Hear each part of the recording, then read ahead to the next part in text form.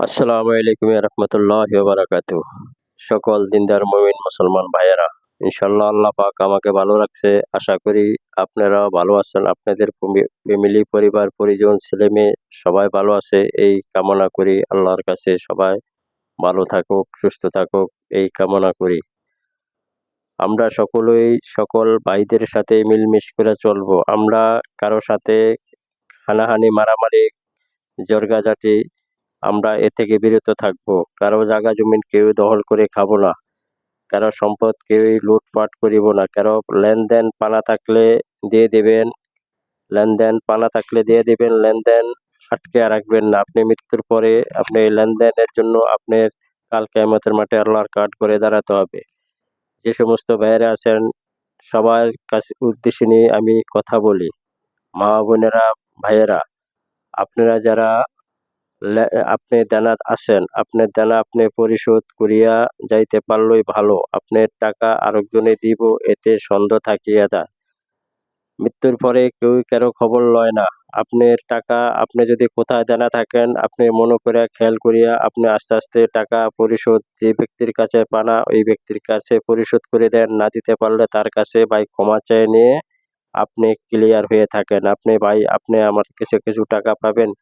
দিতে পারলাম না ভাই, আমি অক্ষম, আমাকে আল্লাহর ওয়াস্তে মাফ করে দেন, বা কিছু দিলেন দিয়ে তার কাছে মাপ চেয়ে নিলেন, তাহলে আপনি কাল কিয়ামতের মাঠে আল্লাহর কাঠগড়ায় দাঁড়াতে হলো না, বা আপনি ওই লোকের কাছে আপনি দাঁড়াতে হলো না। আর যদি আপনি ঋণটা কি মারা যান, আপনার ঋণ সম্বন্ধে আপনার আত্মীয় স্বজনের সবার জানা নাই, জানা থাকবে না, জানা থাকলেও দিবে না। মরার দুই একদিনের ভিতরেই সবাই সবাইকে ভুলে যায়। আত্মীয় স্বজন, ছেলে মেয়ে, সন্তান, বউ বেটি যে যে যারই আমরা রেখে যাই সবাই ২-৪ দিন কান্নাকাটি করে, তারপরে আস্তে, আস্তে সবাই আমাদেরকে ভুলে যায়। আমাদের খোঁজখবর তেমন একটা রাখে না। আমরা এইজন্য ভাই আমি যদি কোনো দেনা থাকি, আপনি যদি কোনো আমি যদি কোনো ভাইয়ের কাছে ঋণ দেনা থাকি, আমরা জীবিত থাকতেই আমরা দেনাগুলা শোধ করে দেওয়ার চেষ্টা করিব।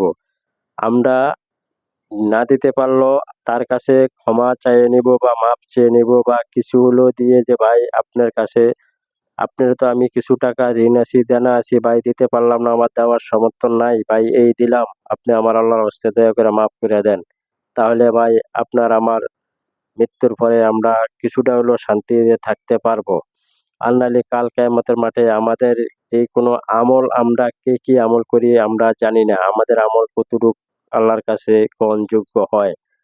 কাল কিয়ামতের মাঠে কোনো টাকা পয়সার লেনদেন থাকবে না। কারো পানা দানা থাকিলে আমল দিয়ে এটা শোধ করিতে হবে। আপনার আমল, আপনি যেই ব্যক্তির কাছে দেনা আছেন ওই ব্যক্তিরই আপনার আমল দিয়ে দিতে হবে। ওই ব্যক্তির গুনাহ আপনি নিয়ে নিতে হবে।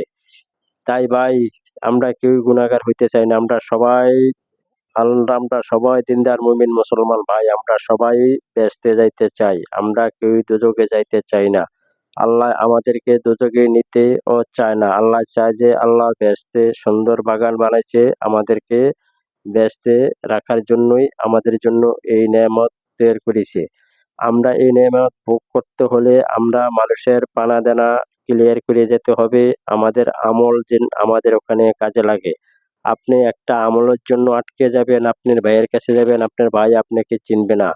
আপনার বাবার কাছে যাবেন, আপনার বাবা আপনাকে চিনবে না। আপনার মার কাছে যাবেন, আপনার মা আপনাকে চিনবে না। তখন একটা আমলের জন্য আপনি আটকে যাবেন। তাই ভাই আমল বেশি, বেশি করে করবেন। কখন কোন আমল কাজে লেগে যায় আমরা সকলেই গুনাহগার। আমাদের কোন আমলটা আল্লাহর পছন্দ যদি হয় তাহলে আমরা আল্লাহর কাছে ভালো লোক হইতে পারবো। আল্লাহর খাঁটি বান্দা হইতে পারবো, আল্লাহর খাঁটি গোলাম হইতে পারবো। আমরা সকলেই গুনাহ থেকে আমরা বিরত থাকিব। গুনাহ কম করার চেষ্টা করিব। আমরা কথায়, আমাদের চলাফেরায়, উঠায় বসায় আমরা আমাদের গুনাহ হয়ে যায়। শয়তানের ধোঁকায় পড়ি আমরা অনেক কাজ করে ফেলি। আল্লাহর কাছে তওবা করিয়া আমরা ফিরিয়ে আসতে হবে। তাহলে ভাই আপনার দেনা কোটি, কোটি টাকা, লক্ষ, লক্ষ টাকা দিয়ে আপনি ব্যাংকের থেকে লোন নিয়ে বাড়ি-গাড়ি করলেন, মানুষের থেকে ধার দেনা করিয়া বাড়ি-গাড়ি করলেন। আপনি বিভিন্ন রড সিমেন্টের দোকান থেকে ইটভাটার থেকে ইট বাকি আনিয়া, রড সিমেন্ট বাকি আনিয়া বাড়ি করলেন। আপনি মৃত্যু হয়ে গেল, আপনার ছেলে-মেয়ে এই টাকা পয়সা দিল না। তাহলে আপনার এই কি দরকার এই মানে মানুষের কাছ থেকে বাকি আনিয়ে আপনি বাড়িঘর করলেন? আপনি মৃত্যুর পরে আপনার ছেলে-মেয়ে টাকা দেয় কিনা তার সন্দেহ। তাহলে ভাই ওই লোকের কাছে আপনি ঋণী থেকে গেলেন। তাহলে ভাই আপনি ডাল ভাত খান, দরকার হলে কুঁড়ের ঘরে থাকেন, তাও দেনা করিয়া ঋণ করিয়া কোনো বাড়িঘর কিছু করতে যাবেন না পোলাপানের ভবিষ্যতের জন্য। আপনি আরেকজনের হক মারিয়ে আরেকজনের টাকা মারিয়ে আপনি এই যে ছেলে মেয়েদের ভবিষ্যৎ করিয়ে দিয়ে যাবেন, এই ছেলে মেয়েদের কোনো আপনাদের এই গুনার ভাগ কোনো ছেলে মেয়ে স্ত্রী বউ বেটি বাপ মা কেউ নিবে না। তাহলে আপনার দানা আপনি শোধ করে যাওয়ার চেষ্টা করিবেন। আপনার দানা আপনি শোধ করে যাওয়ার চেষ্টা করিবেন। আপনার আমার মরণ কখন হয়ে যায় আমরা কেউই জানতে পারি না। আল্লাহ কারে কখন ডাক দিয়া বসে, ডাক দিয়া বসলে আমরা কোনো গ্যারান্টি নাই আমরা যে বেঁচে থাকবো তার কোনো গ্যারান্টি নেই। তা গ্যারান্টি আল্লাহই জানে, ভালো গ্যারান্টি এর কতক্ষণ আছে সময় এটা আল্লাহ ভালো জানে। তাহলে আমরা সবসময় ভাই যে দেনা রাশি দেনাগুলা দিয়ে মানুষের কাছে ঋণ মুক্ত হইয়া থাকতে ফ্রেশ হইয়া থাকার জন্য সবাই চেষ্টা করিব। আমরা দেনা নিয়ে মরলে ভাই অনেকেই বাপ মায়ের ছেলে মেয়েরা বলে যে আমাদের বাবার টাকা ঋণ বাবা মার টাকা আমরা দিয়ে দিব, পরবর্তীতে অনেকেই দেয় না বা অনেক খুঁজতে গিয়ে পায় না, পরবর্তী আর দেওয়া হয় না। এই জন্য আপনার দেনা আপনি দিয়া যাওয়ার চেষ্টা করিবেন, কারোর জন্য রাখিয়া যাবেন না। সবচেয়ে গুরুত্বপূর্ণ হলো ভাই আপনার দাফনের কাপড় আপনি কিনে যাবেন। আপনার দাফনের কাপড় আপনার সঠিক হালাল রুজির টাকা দিয়ে আপনার দাফনের কাপড় যদি আপনি কিনে রেখে যেতে পারেন, তাতে এটাতে আপনার অনেক আপনার আমাদের জন্য খুব ভালো হবে। কেন মৃত্যুর পরে সবাই দিবে দাফনের দাফনের কাপড় কিনে দিবে, গরু জবাই করে খাওয়াইবে, ২-৩ লাখ টাকা খরচ করবে, মিলাদ করাবে, আনন্দ ফুর্তি করিবে। তাতে কোনো আপনার আমাদের কোনো সওয়াব হবে না। কার টাকা হালাল হারাম এটা আমরা জানি না। অনেকেই মানুষ মৃত্যু হয়ে গেলে মৃত্যুর পরে অনেক টাকাই খরচ করে, এর আগে খরচ করতে চায় না। যখন মানুষ অসুস্থ হয়ে যায় তখন মানুষের থাকা খাওয়ার চিকিৎসার জন্য মানুষ কষ্টে ভোগে, চিকিৎসা হইতে পারে না, চিকিৎসার জন্য টাকা পয়সা থাকে না, কোনো আত্মীয় স্বজন খবর নেয় না। যখন মানুষ মারা যায় সকল আত্মীয় স্বজনে আসে মাটি দিতে, মাটি দেওয়ার পরে বসিয়া একটা সিদ্ধান্ত নেয় যে তার ৪ দিনকার মিলাদ করাবে, ৪০ দিনকার মিলাদ করাবে, একটা বাজেট করে কে কত দিব, দিয়া এক ১.৫ লাখ ২ লাখ টাকা খরচ করিয়া গরু কাটিয়া মানুষকে এলাকার গ্রামের মানুষকে খাওয়াইয়া আরো ভাই আপনার উপরে আযাব বসিয়ে দিল। মানুষ আপনার এই টাকা খরচ করলে আর কোনো কাজে আসবে না। আপনি যখন জীবিত আছেন, যখন আপনার খাওয়াইতে পারেন না, চিকিৎসা হইতে পারেন না। আমার ভিডিওটা অনেক লম্বা হয়ে গেল। দয়া করে সবাই দেখবেন। প্রত্যেক মুমিন মুসলমান ভাই, ভিডিওটা প্রত্যেক মুমিন মুসলমান ভাইকে বেশি, বেশি করে শেয়ার করে দিবেন। সকলে দেখার জন্য ভিডিওটা সকলে কাছে গিয়ে যে পৌঁছে, সবাই ভিডিওটা বেশি, বেশি করে শেয়ার করে দিবেন, সাবস্ক্রাইব করে রাখবেন।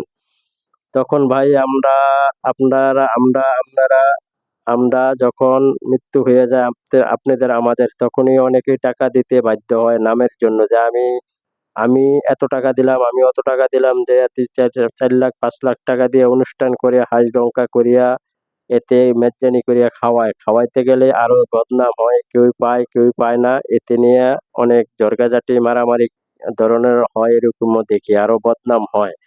এতে এই কাজ না করিয়া আপনারা যারা অর্থশালী আছেন, যারা এই টাকাটা ব্যয় না করিয়া আপনারা উন্নয়নমূলক কাজে লাগান, এতিমখানায় দেন, একটা মসজিদের কাজে লাগিয়ে দেন, মাদ্রাসার কাজে লাগিয়ে দেন, কারো রাস্তা নাই রাস্তা করে দেন, কারো ঘর নাই কারো ঘর করে দেন, কোনো ভাইয়ের কর্ম নাই কর্ম করে দেন, কোনো ভাইয়ের মেয়ে বিয়ে দিতে পারে না মেয়ে বিয়ে দেন, কারো একটা থাকার জায়গা নাই তার জায়গা কিনে দেন। তাহলে আপনার এই সদকাদারি হিসাবে আপনার এই যে মৃত ব্যক্তির জন্য খরচ করবেন না, কিয়ামত পর্যন্ত এর সওয়াব পাবে। এতে আপনাদের লাভ হবে। আপনারা এই ধরনের মিলাদ করিয়া এই ধরনের অনুষ্ঠান করিয়া এগুলা টাকা পয়সা নষ্ট করিবেন না। এগুলা মিলাদ করিয়া টাকা পয়সা নষ্ট করিবেন না। এতে কিছুই ফল পাবেন না। এগুলা আসলে কালচার, হিন্দুদের কালচার। এগুলা হিন্দুদের কালচার থেকে ফিরে আসেন। আপনার বাপ মার জন্য আপনি দোয়া করবেন। চোখের পানি পালিয়া দোয়া করবেন। কবরস্থানে গিয়ে কবর জিয়ারত করবেন। ৫ ওয়াক্ত নামাজ পড়িয়া আপনার বাপ মার লইগা আপনি দোয়া করবেন। আপনার বাড়িতে হুজুর আনিয়া দোয়া করিলে তার বেদনা আপনার বাবার বেদনা কোনো ওই হুজুরের ভিতরে লাগবে না। আপনার বাবার কষ্ট দুঃখ, আপনার আত্মীয়-স্বজনের কষ্ট দুঃখ আপনার কাছেই লাগবে। তাহলে আপনার দোয়াটাই বেশি কাজে লাগবে, আল্লাহ পছন্দ করিবে। সবসময় আত্মীয়-স্বজনের স্মরণ রাখবেন। আত্মীয়-স্বজন, মৃত ব্যক্তি সবার প্রতি সবাই খেয়াল রাখবেন। আশা করি ভাই আমার কথা বুঝতে পারছেন। কেউই ভুল বুঝবেন না। কেউই ভুল বুঝলে আমার কিছু আসে যায় না। যেটা আমার জানা আছে তাই আমি বললাম। এ থেকে বিরত থাকেন। আশা করি কথাগুলো মেনে চলুন। আসসালামু আলাইকুম ওয়া রাহমাতুল্লাহি ওয়া বারাকাতুহু।